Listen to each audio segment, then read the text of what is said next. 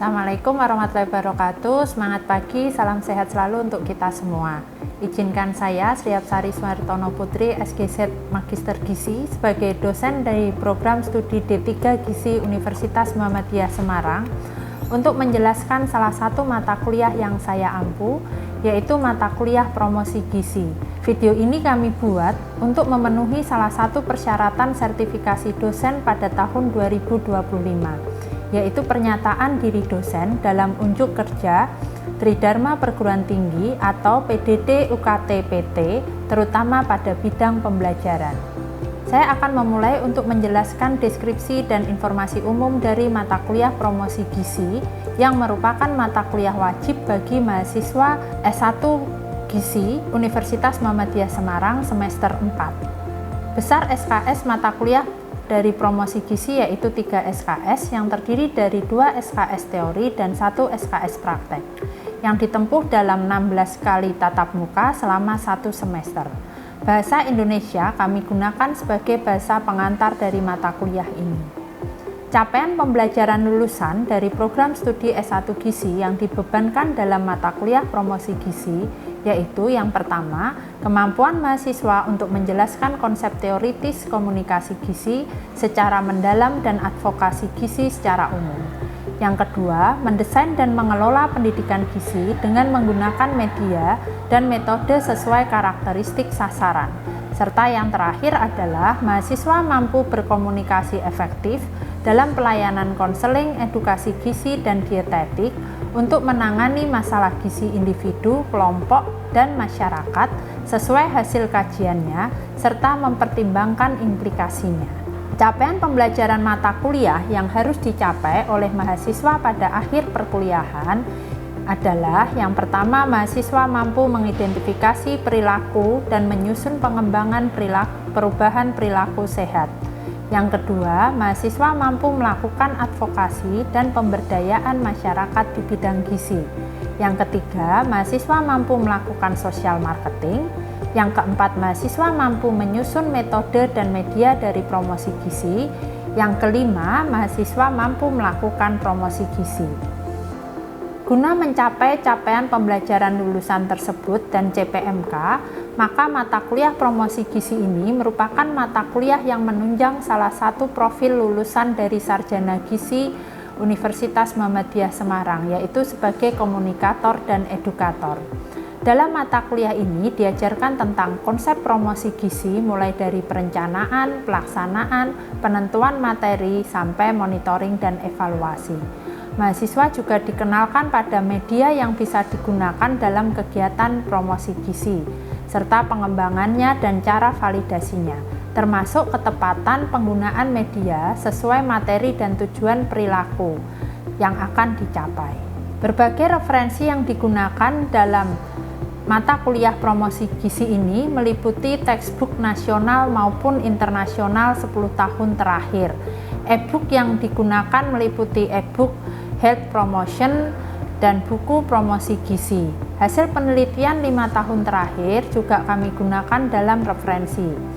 Hasil integrasi penelitian, terutama penelitian yang saya lakukan, yaitu Successful Exclusive Breastfeeding Through Keeper gizi to Mother Science Pregnancy, dan pengabdian kepada masyarakat, yaitu Increasing Breastfeeding Efficacy of Pregnant Women and Their Families Through Counseling at the Tlogosari Wetan Health Center Semarang, merupakan salah satu referensi terutama pada materi, metode, dan media promosi gizi.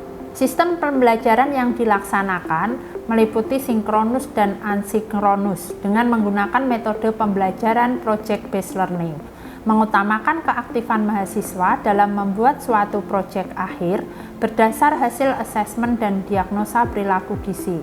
Mahasiswa dibagi dalam beberapa kelompok. Setiap kelompok akan mendiskusikan progres sampai laporan akhir dengan dosen pembimbing. Hasil diskusi dan laporan akhir diupload ke LMS Learning Management System yang dimiliki oleh FIKES, yaitu IFIKES di Universitas Muhammadiyah Semarang. Pembelajaran dilaksanakan dalam 16 kali pertemuan dengan 1 kali pertemuan untuk ujian tengah semester dan 1 kali pertemuan akhir, yaitu untuk presentasi proyek dari yang sudah dilaksanakan. Pembelajaran sinkronus yaitu melalui tatap muka di kelas, sedangkan pelaksanaan asinkronus melalui diskusi secara langsung ataupun melalui LMS e-Fikes. Evaluasi yang dilaksanakan dalam mata kuliah promosi gizi dan komponen nilainya meliputi ujian tengah semester sebesar 20%, praktek sebesar 20%, kehadiran sebesar 10%, ujian akhir sebesar 30%, sikap dan keaktifan sebesar 20%, sehingga total 100%. Demikian informasi yang bisa saya sampaikan terkait mata kuliah promosi gizi bagi mahasiswa program studi S1 Gizi Fakultas Ilmu Keperawatan dan Kesehatan Universitas Muhammadiyah Semarang semester 4. Berikut cuplikan video proses pembelajaran yang saya laksanakan secara sinkronus tatap muka di ruang kelas. Assalamualaikum warahmatullahi wabarakatuh. Waalaikumsalam warahmatullahi wabarakatuh.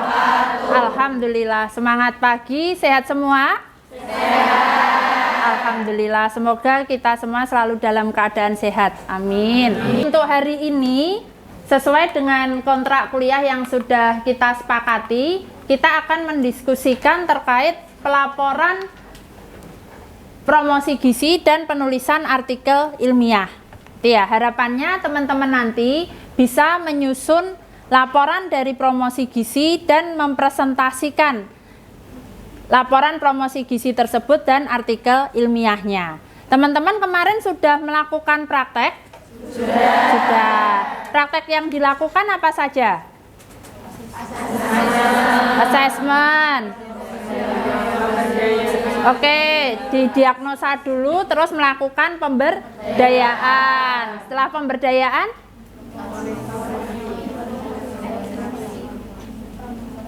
advokasi, lalu melakukan promosi gizi, gitu ya. Baik, itu nanti akan kita diskusikan bagaimana yang sudah teman-teman praktekkan dituliskan di dalam laporan. Lalu nanti kita akan diskusikan bagaimana karakteristik dari artikel ilmiah dan bagaimana teknik presentasinya. Sebelum memulai diskusi lebih lanjut, mari kita berdoa bersama. Ya, untuk doa hari ini kepada Mas Reza, kami minta tolong untuk bisa memimpin berdoa. Bismillahirrahmanirrahim. Raditu billahi robba wa bil islami dina wa bi muhammadin nabiyya wa rasulah. Rabbi zidni ilma warzuqni fahma. Amin ya rabbal alamin. Selanjutnya adalah kita akan mendiskusikan tadi terkait pelaporan promosi gizi.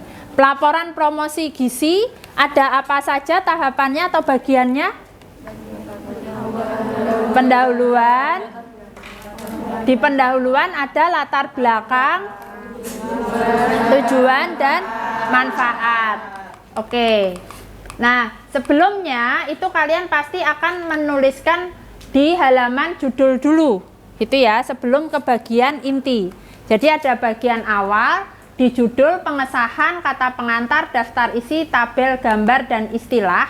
Untuk tabel, gambar dan lampiran dan istilah ini dicantumkan kalau memang teman-teman mencantumkan tabel, gambar, lampiran maupun istilah, gitu ya. Nah, selanjutnya ini tadi sudah kita diskusikan. Kalau judul itu berarti sebaiknya yang seperti apa? Singkat, lalu efektif, lalu jelas, menggunakan bahasa Indonesia yang baik dan benar. Selanjutnya untuk tabel, gambar, dan grafik juga nanti diingat penempatannya. Nah, ini bagian inti yang tadi teman-teman sebutkan. Di pendahuluan ada latar belakang, tujuan, dan manfaat. Sedangkan di pengumpulan data di bab 2 ini tadi meliputi tahapan Yang pertama apa? Ya, bentuk kegiatannya. Dalam bentuk kegiatan diisikan apa? Iya, ADIME, assessment, diagnosa, intervensi, monitoring, evaluasi. Selanjutnya, lokasi, waktu kegiatan, responden, alat dan bahan, alur kegiatan, sampai metode pengambilan datanya. Selanjutnya di bab 3 ada apa? Yang kalian tulis? Iya, mengidentifikasi masalah.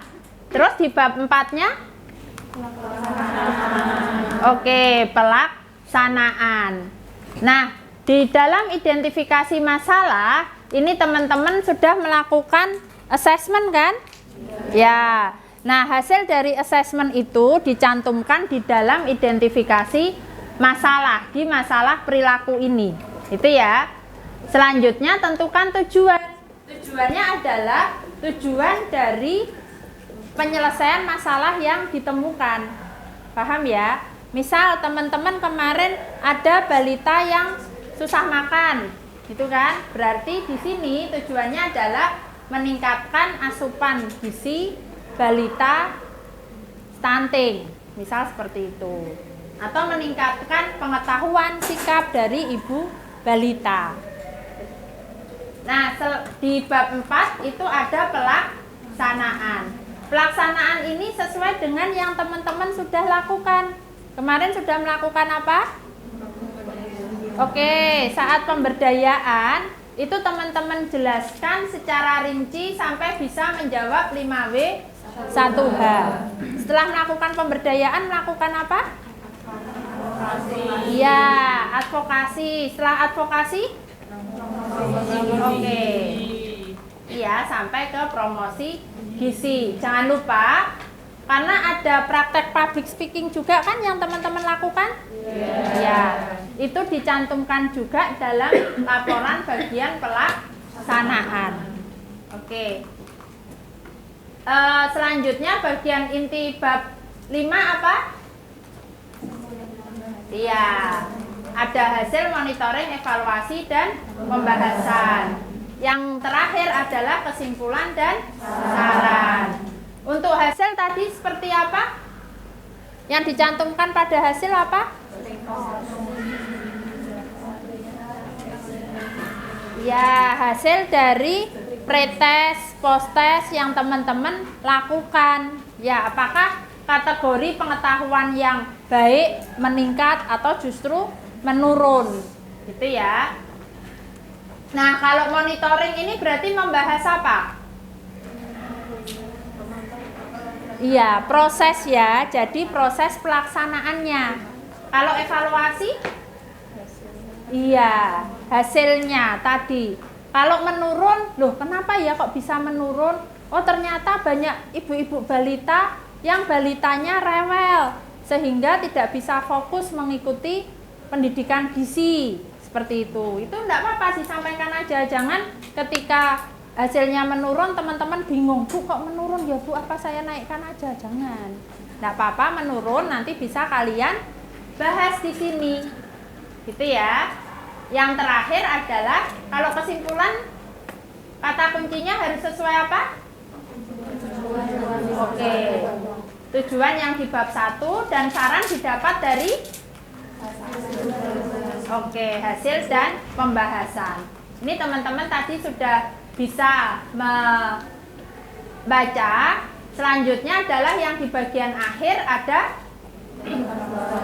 daftar pustaka dan lampiran. Untuk penyusunan laporan, ada yang ingin ditanyakan? Izin bertanya Ibu. Iya, silakan. Mbak siapa, maaf? Mbak Mary. Oke, Mbak Mary silakan. Untuk yang pemberdayaan Ibu, yang pemberdayaan itu kan dilaksanainnya setelah promosi gizi. Nah, sedangkan kita tuh promosi gizi kemarin udah mepet sama jadwal terakhir mereka masuk. Jadi nggak ada waktu lagi buat mereka kita buat pemberdayaan ke mereka. Bahkan yang kemarin juga baru dikasih waktunya cuma sehari itu doang bisanya, di hari Senin. Jadi nggak bisa di hari lain dan itu udah mentok sama untuk promosi gizinya. Jadi pemberdayaan kita jadinya gimana Ibu? Sasarannya Mbak siapa? Sasarannya anak SD kelas 2. Berarti sekolah dasar ya? Ya. Baik. Pertanyaan Mbak Mary ini mungkin kelompok lain ada yang mengalami juga ya. Jadi kalau belum sempat melakukan pemberdayaan, paling tidak teman-teman sudah ada kesepakatan dengan pihak sekolah atau pihak sekolah sudah menyetujui nanti bentuk pemberdayaan atau bentuk gerakan masyarakatnya berupa apa. Waktu itu sudah disepakati Mbak Mary? Untuk pemberdayaannya, kesepakatannya kita belum nyampe ke sana sih. Oh, masalahnya apa? Masalahnya kita jajanan yang masalah untuk tema promosi gizi atau Ya, masalah tema promosi gizinya. jajanan anak sekolah yang sembarangan, terus sama semboyan isi piringku. Baik.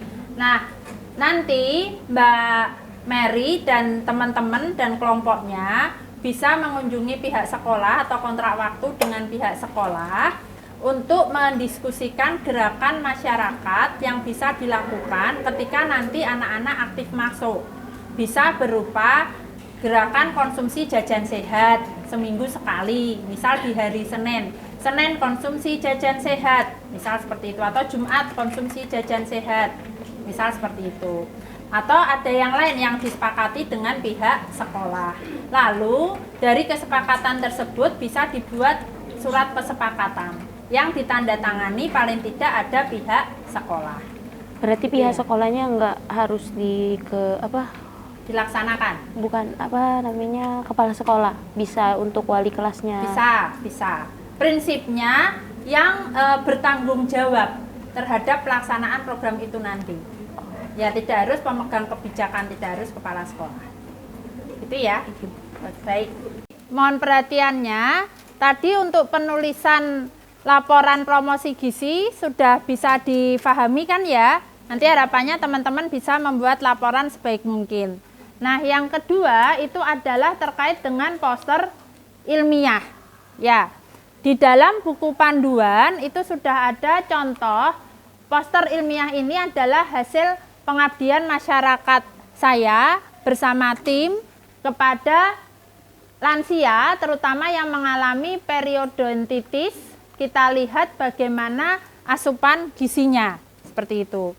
Nah, dalam pembuatan poster ilmiah ini didapat dari hasil apa ini kira-kira yang kalian cantumkan di poster ilmiah?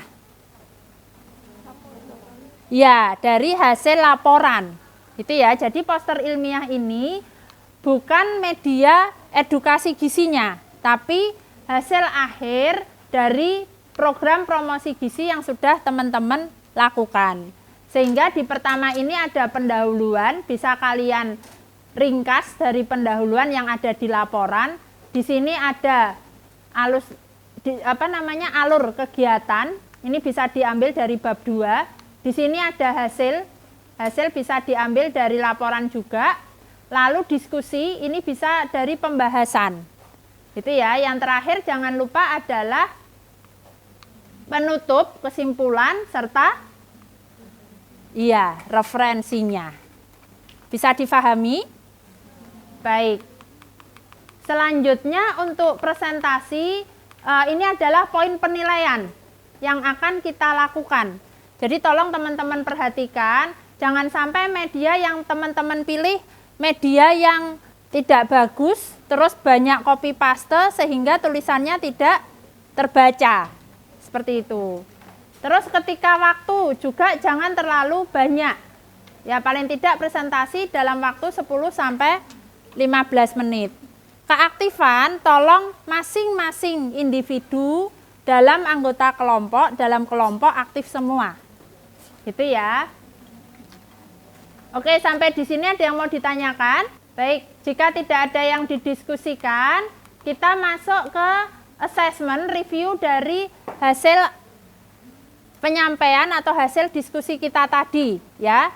Dalam menyusun laporan promosi gizi, apa saja yang teman-teman lakukan atau apa saja yang teman-teman susun? Ada apa? Bab pertama? Baik, pendahuluan. Lalu yang kedua? Oke, pengumpulan data. Yang ketiga? Betul, identifikasi masalah. Setelah diidentifikasi, oke, pelaksanaannya meliputi apa saja? Ada pemberdayaan, advokasi, dan promosi gizi. Setelah dilaksanakan, kalian menyampaikan? Iya, hasil dan monefnya lalu dibahas di pembahasan. Setelah itu, kalian jangan lupa menyimpulkan. Menyimpulkan dengan memberikan kesimpulan dan saran. Oke. Lalu adalah daftar pustaka dan lampiran. Lalu untuk poster ilmiah, kalian dapat dari mana? Ya, pelaksanaan promosi gizi atau laporan promosi gizi. Dari laporan promosi gizi dibuat poster ilmiah. Ya, poster ilmiahnya meliputi apa saja? Pendahuluan, ilustrasi kasus, hasil intervensinya, diskusi atau pembahasannya, kesimpulan saran, dan referensi. Jangan lupa kalian beri identitas, ya, identitas dari nama kalian dan juga prodi gizi serta unimus.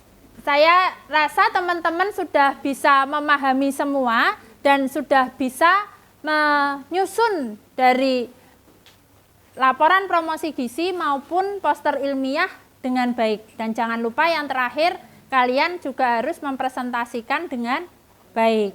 Gitu ya. Baik, kita akhiri untuk perkuliahan hari ini. Izin saya berpantun boleh? Boleh. Oh, ya. Makan durian enaknya sama siapa? Oh, sama pacarnya, sama orang yang terkasih ya. Kalau belum punya pacar kan kasihan ya loh. Ya, jadi dengan orang yang terkasih. Terkasih itu bisa ibu, bisa ayah, bisa kakak, bisa adik, tidak hanya pacar. Gitu kan ya. Makan durian bersama orang terkasih, cukup sekian dan terima kasih. Ya, kurang lebihnya saya mohon maaf. Tepuk tangan juga untuk kalian semua ya.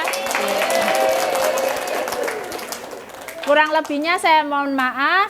Saya akhiri untuk perkuliahan hari ini. Semoga teman-teman bisa melakukan ujian dengan baik dan mendapat nilai A semua. Amin ya robbal alamin. Wabillahi taufik wal hidayah. Wassalamualaikum warahmatullahi wabarakatuh.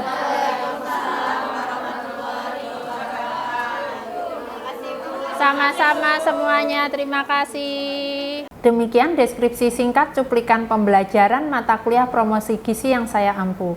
Semoga dapat memberikan gambaran kinerja pembelajaran yang saya lakukan di program studi gizi Fakultas Ilmu Keperawatan dan Kesehatan Universitas Muhammadiyah Semarang. Saya menyampaikan banyak terima kasih kepada tim penilai dan panitia sertifikasi dosen tahun 2025, khususnya dari Kemendiktek Saintek Republik Indonesia dan juga kepada Universitas Muhammadiyah Semarang, rekan sejawat dosen dan mahasiswa. Kurang lebihnya saya mohon maaf. Terima kasih. Wabillahi taufik wal hidayah. Wassalamualaikum warahmatullahi wabarakatuh.